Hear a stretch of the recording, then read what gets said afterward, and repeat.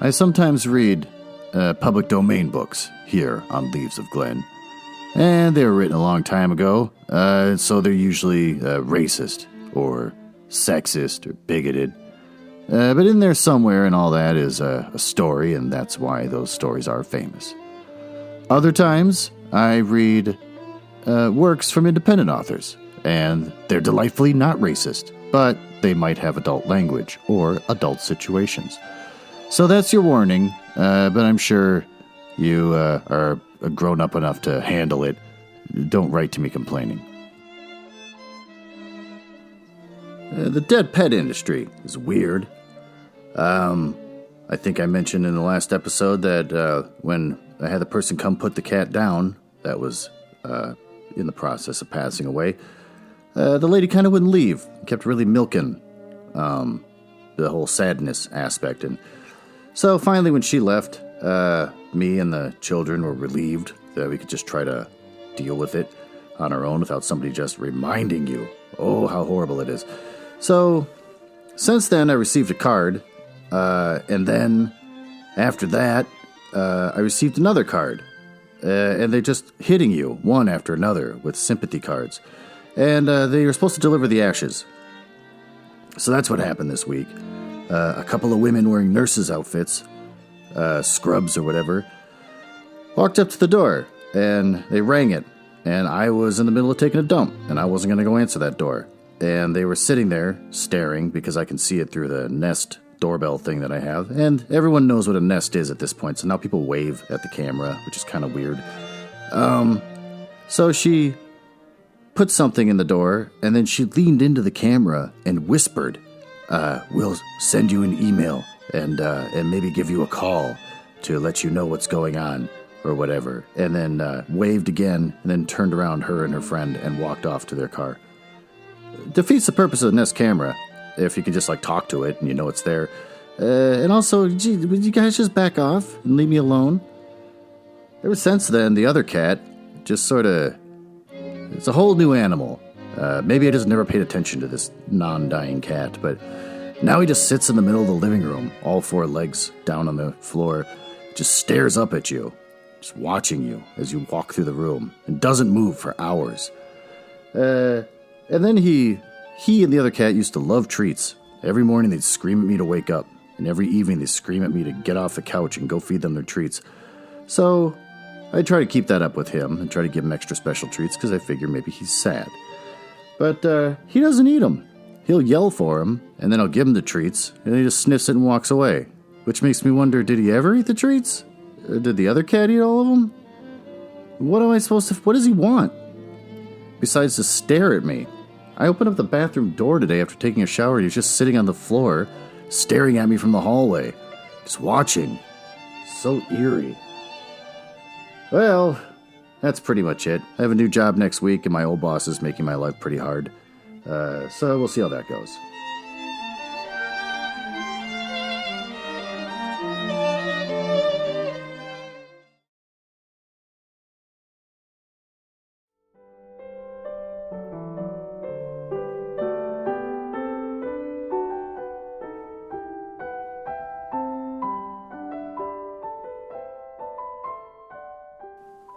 Chapter 4.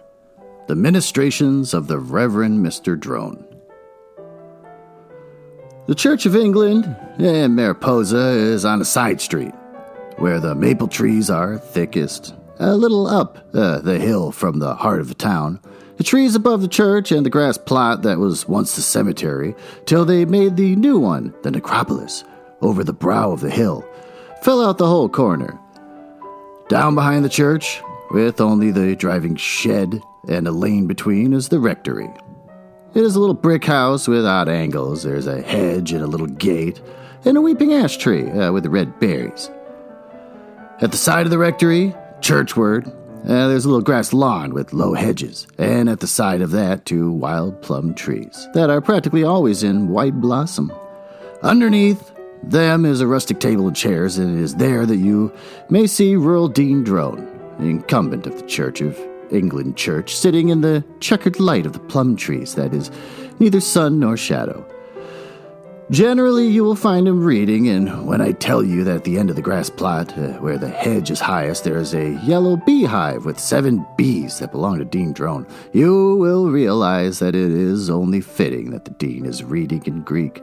For what better could a man be reading beneath the blossom of the plum trees, within the very sound of the bees that the pastorals of Theocritus, I pronounced that right, and the light trash of modern romance might put a man to sleep in such a spot, but with such food for reflection as Theocritus, a man may safely close his eyes and muse on what he reads without fear of dropping into slumber. Some men, I suppose, terminate their education when they leave their college. Not so Dean Drone. I have often heard him say that if he couldn't take a book in Greek out on a lawn in his spare half hour, he would feel lost.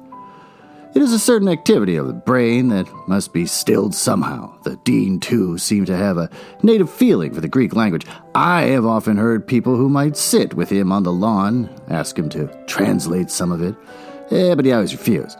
One couldn't translate it, he said. It lost so much in translation that it was better not to try. It is far wiser not to attempt it. If you undertook to translate it, there is something gone, something missing immediately. I believe that many classical scholars feel this way, like to read Greek just as it is, not the hazard of trying to put it into so poor a medium as English. So that when Dean Drone said that he simply couldn't translate it, I believe he is perfectly sincere. Sometimes, indeed, he'd read it aloud. That was another matter. Whenever, for example, Dr. Gallagher, of course, old Dr. Gallagher, not the young doctor who always is out in the country in the afternoon, would come over and bring his latest Indian relics to show the Dean, the latter always read to him a passage or two. As soon as the doctor laid his tomahawk on the table and the Dean would reach for Theocritus, I remember that on that day when Dr. Gallagher brought over the Indian skull he had dug out of the railway embankment and placed on the rustic table, the Dean read to him, so long from Theocritus, that the doctor, I truly believe, dozed off in the chair.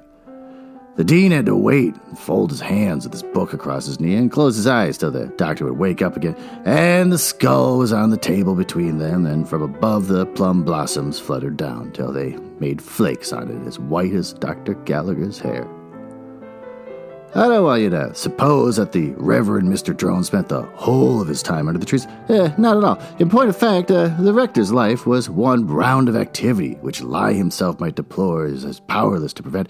He had hardly sat down beneath the trees of an afternoon after his midday meal, when there was the infant class at 3, and after that, was scarcely an hour between the Mother's Auxiliary at 5, and the next morning, the book club. And that evening, the Bible study class, and the next morning, the Early Workers Guild is at 11:30. The whole week was like that.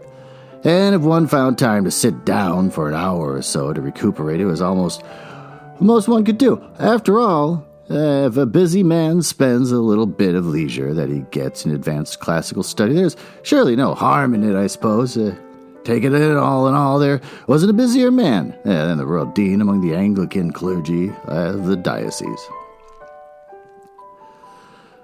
If the dean ever did snatch half a day from his incessant work, he spent it in fishing.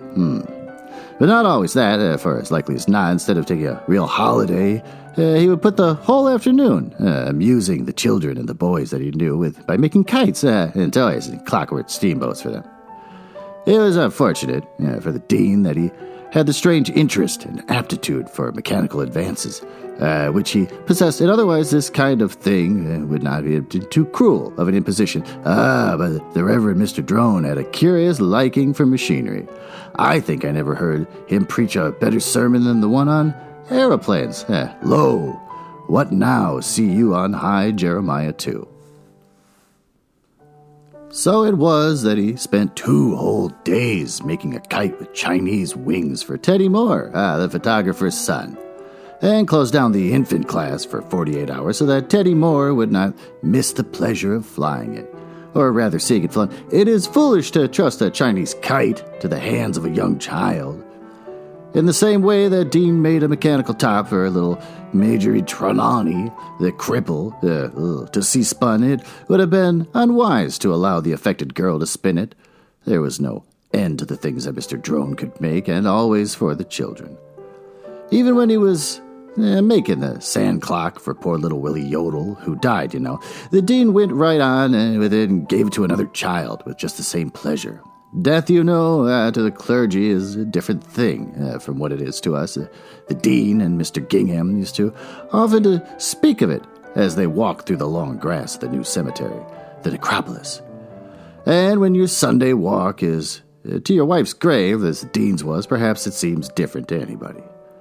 The Church of England church, I said, stood close to the rectory, a tall, sweeping church, and inside a great reach of polished cedar beams that ran to the point of the roof. There used to stand on the same spot a little stone church that all the grown-up people in Mariposa still remember, a quaint little building in red and gray stone. About it was the old cemetery. That was all smoothed out later into the grass plot around the new church, and the headstones laid out flat. And no new graves had been put there for forever, so long. But the Mariposa children still walk around and read the headstones lying flat in the grass and look for the old ones, because some of them are ever so old, 40 or 50 years back. Nor are you to think from all this that the dean was not a man with serious perplexities. You could easily convince yourself of the contrary, for if you watched the Reverend Mr. Drone as he sat reading in Greek, you would notice that no very long period ever passed without his taking up a sheet or two of paper that lay between the leaves of the Theocritus that were covered close with his fingers. And these the dean would lay upon the rustic table, and he would add them up forwards and backwards, going first up the column and then down it to see that nothing had been left out, and then down it again to see what it was that must have been left out. Mathematics, you'll understand, were not Dean's forte. They never were the forte of men who had been trained in the little Anglican college with the clipped hedges and the cricket ground, where Rupert Drone had taken the gold medal in Greek 52 years ago. You will see its medal at any time lying there in its open box on the rectory table, in case of immediate need. Any of the Drone girls, Lillian or Jocelyn or Theodora, would show it to you. But as I say, mathematics were not the rector's forte. And he blamed for it, in a Christian spirit, you'll understand, the memory of his mathematical professor, and often he spoke with great bitterness. I have often heard him say that, in his opinion, the colleges ought to dismiss, of course, in a Christian spirit, all the professors who are not, in the most reverential sense of the term, fit for their jobs. No doubt, many of the clergy of the diocese had suffered more or less just as the dean had from lack of mathematical training, but the dean always felt that his own case was especially to be lamented. For you see, if a man is trying to make a model aeroplane for a poor family in the lower part of town, and he is brought to a stop by the need of reckoning the coefficient of torsion of cast iron rods, it shows plainly enough that the colleges are not truly filling their divine mission. But the figures that I speak of were not those of the model aeroplane. These were far more serious. Night and day they had been with the rector now for the best part of 10 years, and they grew, if anything, more intricate.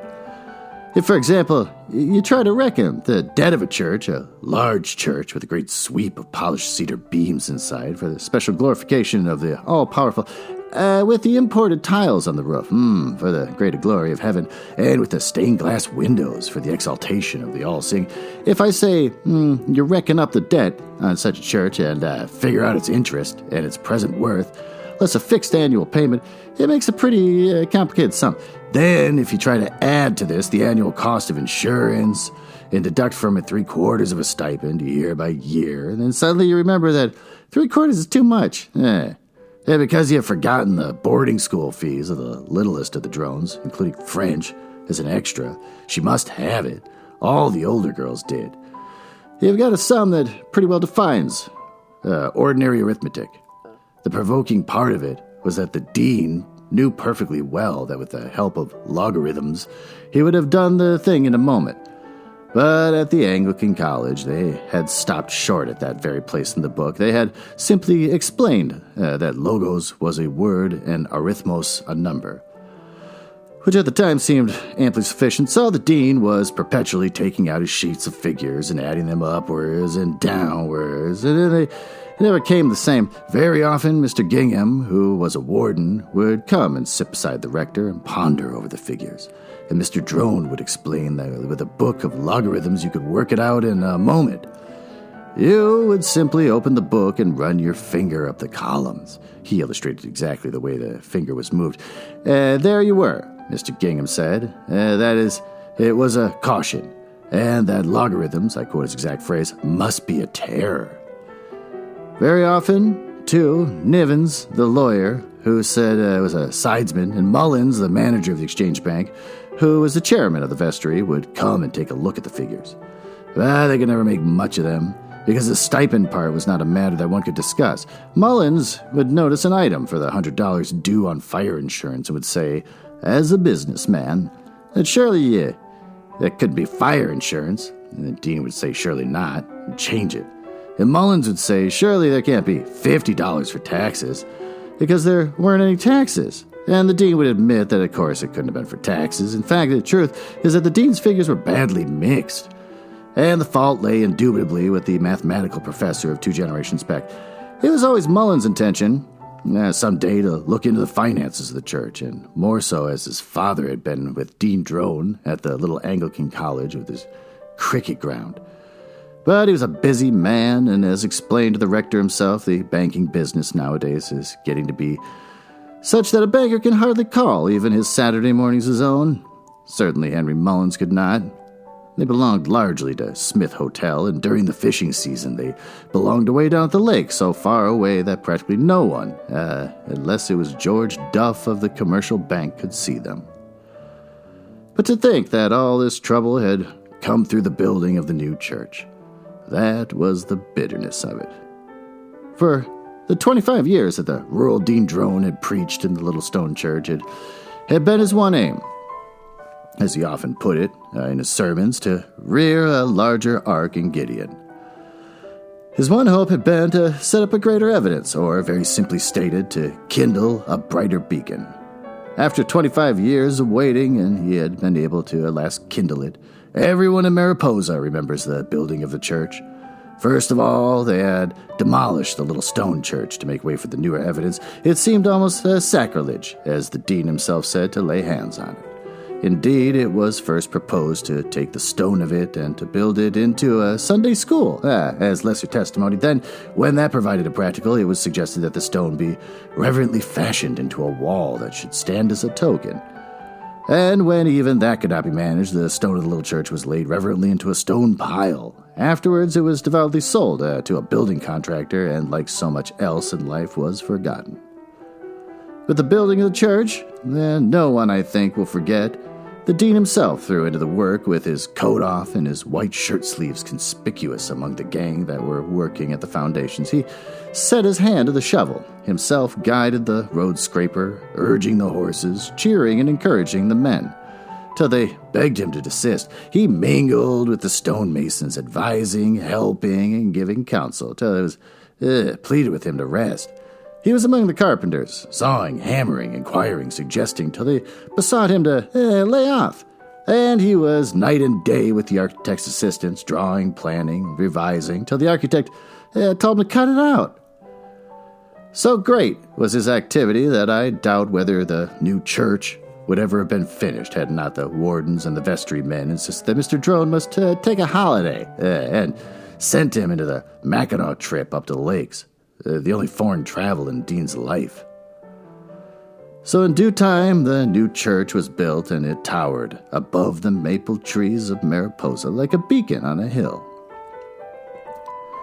It stood so high that from the open steeple of it, where the bells were, you could see all the town lying at its feet, and the farmsteads to the south of it, and the railway like a double pencil line, and Lake Wissanotti spread out like a map.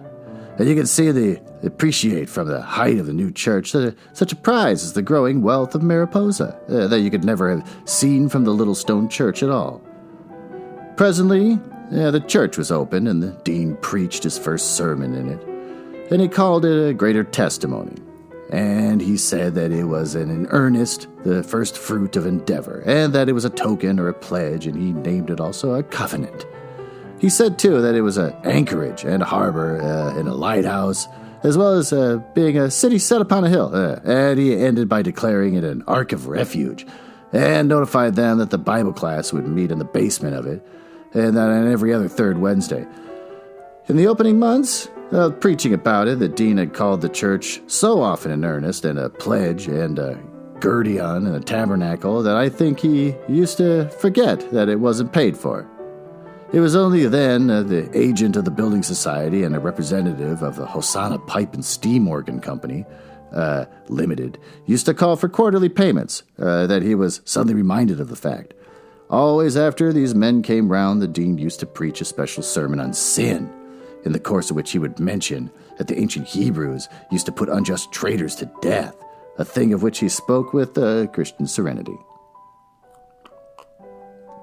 A little sip of coffee there, sorry. I don't think that at first anybody troubled much about the debt on the church. Dean Drone's figures showed that it was only a matter of time before it would be extinguished. Only a little effort was needed, a little girding up of the loins of the congregation, and they could consider the whole debt and trample it under their feet. Let them but set their hands to the plow, and they could soon guide it into the deep water, when they might furl their sails and set every man under his own olive tree. Meantime, while the congregation was waiting to gird up its loins, the interest on the debt was paid somehow, or when it wasn't paid, was added to the principal. I don't know whether you have had any experience with greater testimonies and with beacons set on hills, and if you have, you will realize how, at first gradually, and then rapidly, their position from year to year grows more distressing. For with the building loan and the organ installment and the fire insurance and the cruel charge and the heat and light, Richter began to realize as he added up the figures that nothing but logarithms would solve them. Then the time came when not only the rector, but all the wardens knew, and the sidesmen knew, that the debt was more than the church could carry. Then the choir knew, and the congregation knew, and at last everybody knew. And there were special collections at Easter, and special days of giving, and special weeks of tribulation, and special arrangements with the Hosanna Pipe and Steam Organ Company.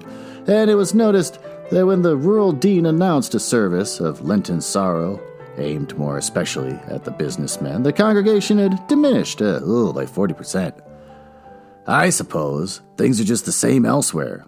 I mean, the peculiar kind of discontent that crept into the Church of England congregation in Mariposa after the setting up of the beacon. There were those who claimed that they had seen the error from the first, though they had kept quiet, as such people always do from the breadth of mind. There were those who had felt years before how it would end, but their lips were sealed from humility of spirit. What was worse was that there were others who grew dissatisfied with the whole conduct of the church. Yodel, the auctioneer, for example, narrated how he had been to the city and had gone into service of the Roman Catholic Church. I believe, to state it more fairly, he had, quote, dropped in, unquote, the only recognized means of access to such service.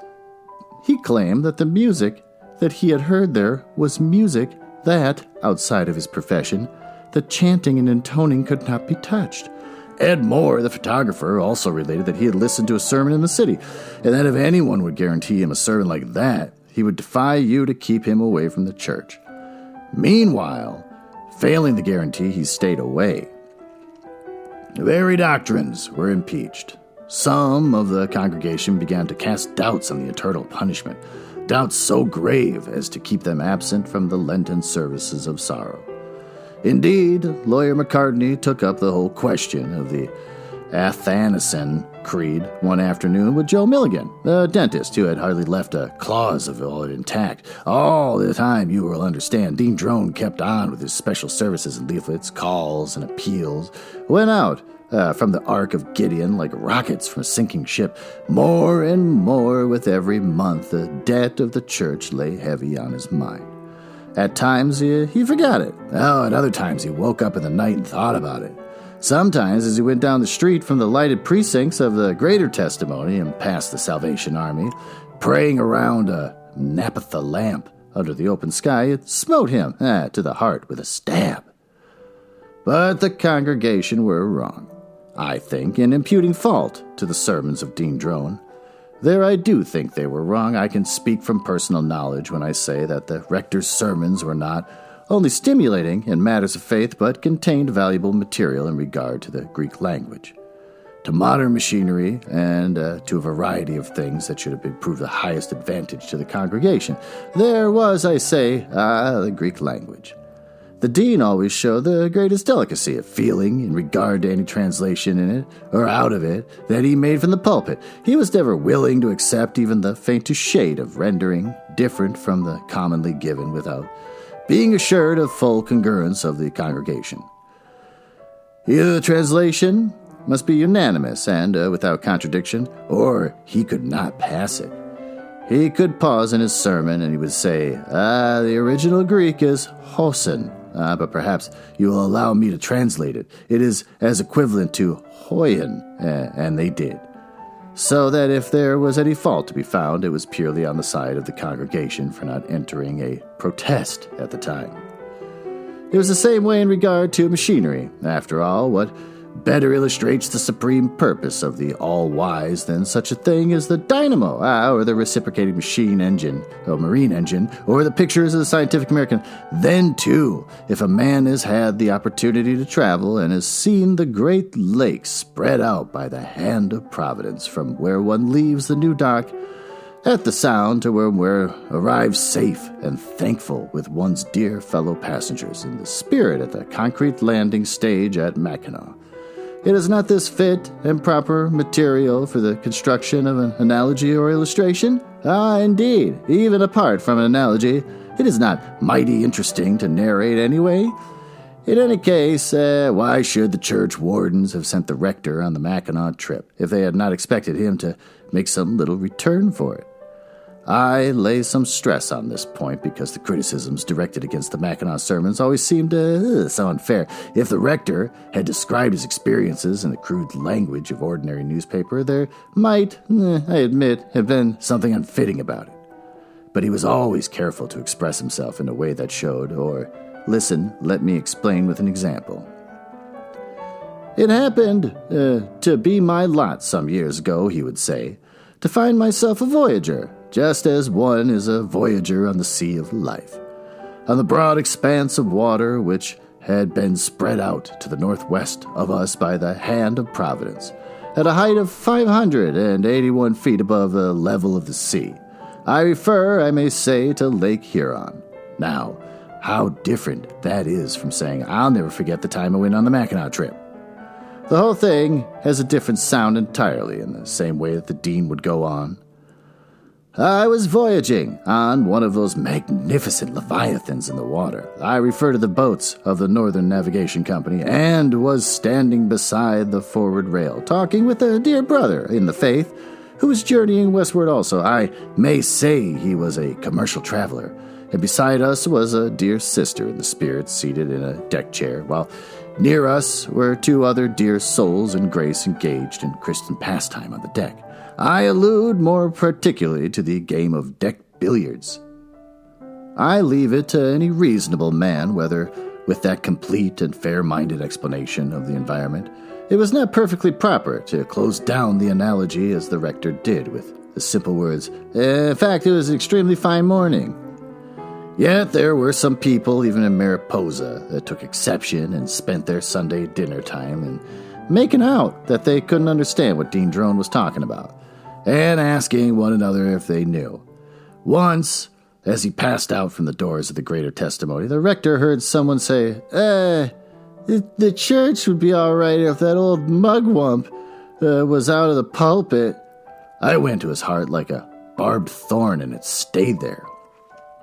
You know, perhaps how a remark of that sort can stay and rankle and make you wish you could hear it again to make sure of it, because perhaps you didn't hear it all right, and there was a mistake after all. Perhaps no one said it. Anyway, you ought to have written it down at the time.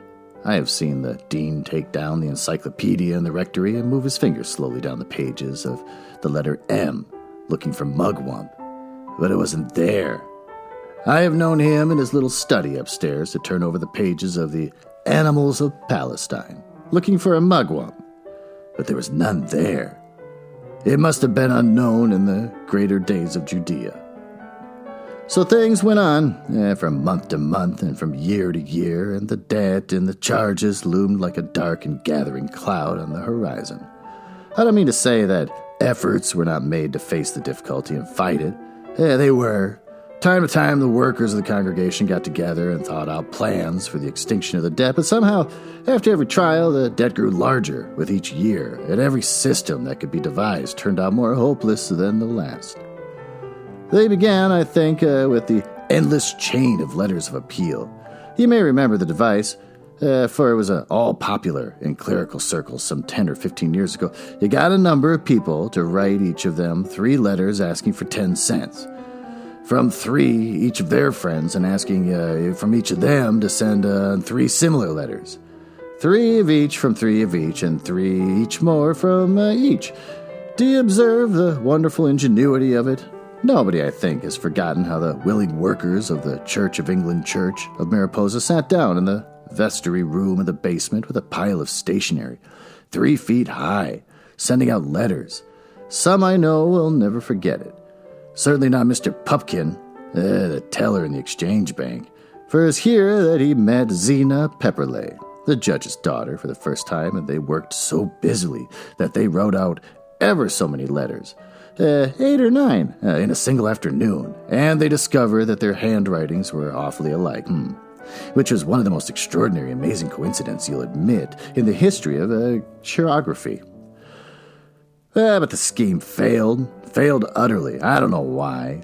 The letters went out and were copied, broadcast, and recopied till you could see the Mariposa endless chain winding its way toward the Rocky Mountains. They never got the 10 cents. The willing workers wrote for it in thousands, but by some odd chance they never struck the person who had it. Then after that, there came a regular winter of effort. First of all, they had a bazaar. That was got up by the girls' auxiliary and held in the basement of the church. All the girls wore special costumes and were brought up from the city. And they had booths where there was every imaginable thing for sale. Pincushion covers and chair covers and sofa covers, everything that you could think of. If the people had once started buying them, the debt would have been lifted in no time. Even if it was the bazaar, only lost $20. After that, I think, was the magic lantern lecture that Dean Drone gave on Italy and her invaders. They got the lantern and the slides up from the city, and it was simply splendid. Some of the slides were perhaps a little confusing, but it was all there, the pictures of the dense Italian jungle and the crocodiles and the naked invaders and their invading clubs. It was a pity. It was such a bad night, snowing hard, and a curling match on, or they would have made a lot of money out of the lecture, as was the loss, apart from the breaking of the lantern, which was unavoidable, was quite trifling. I can hardly remember all the things that were. After that, I recollect it was always Mullins who arranged about renting the hall and printing the tickets, and all that sort of thing. His father, you remember, had been at the Anglican College with Dean Drone, and though the rector was 37 years older than Mullins, he leaned upon him in matters of business, as upon a staff. And though Mullins was 37 years younger than Dean, he leaned against him in matters of doctrine, as against a rock. At one time, they got the idea that what the public wanted was not anything instructive, but something light and amusing. Mullins said that people love to laugh. He said that if you got a lot of people all together and get them laughing, you can do anything you like with them. Once they start to laugh, they're lost. So they got Mr. Dreary, the English literature teacher at the high school, to give an evening's readings from the great humorists from Chaucer to Adam Smith. They came mighty near to making a barrel of money out of that. If the people had once started laughing, it would have been all over with them. As it was, I heard a lot of them say that they simply wanted to scream with laughter. They said that they just felt like bursting into peals of laughter all the time, even when, in the more subtle parts, they didn't feel like bursting out laughing. They said that they had all they could do to keep from smiling, and they had never had such a hard struggle in their lives not to smile. In fact, the chairman said that he put the vote of thanks, and he was sure that if people known that the lecture was to be like, there would have been a much better turnout. But you see, all the people had to go on was just the announcement of the name of the lecturer, Mr. Dreary. And he would lecture on English humor, all seats 25 cents. As the chairman expressed it himself, if the people had any idea at all, of what the lecture would be like, they would have been there in hundreds. Oh, but how could they get an idea that it would be so amusing with practically nothing to go upon? After that attempt, things seemed to go from bad to worse. Nearly everybody was disheartened about it. What would have happened to the debt, or whether they would ever be paid off, is more than I can say if it hadn't occurred that the light broke on the Mullins in the strangest and most surprising way you can imagine. It happened that he went away for his bank holidays, and while he was away, he happened to be present in one of the big cities and saw how they went at it to raise money. He came home in such a state of excitement that he went straight up from Mariposa Station to the rectory, valise and all, and he burst in on one April evening to where the rural dean was sitting with the 3 girls beside the lamp in the front room. Oh, and he cried out, "Mr. Drone, I got it. I've got a way that will clear the debt before you're a fortnight older. We'll have a whirlwind campaign in Mariposa. But stay, the change from the depth of depression to the pinnacle of hope is too abrupt. I must pause and tell you in another chapter of the whirlwind campaign in Mariposa."